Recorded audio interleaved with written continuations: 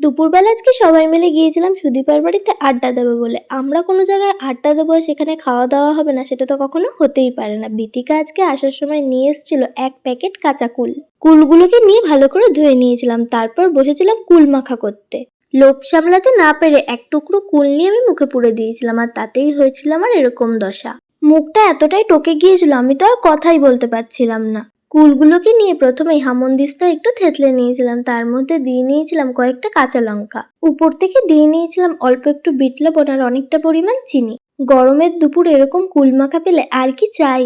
সবাই মিলে আড্ডা মারবো আর একটু রিলস বানাবো না, সেটা কখনো হতে পারে? তাই আমরা বসে গিয়েছিলাম রিলস বানাতে। বিকেল থেকে সন্ধ্যে পর্যন্ত এরকম খ্যাপামো করে আমরা সবাই চলে এসেছিলাম বাড়ি। বাড়িতে এসে দেখলাম টিভিতে চলছে IPL, আর এই দুই ভাইয়ের মধ্যে চলছে আলাদাই যুদ্ধ।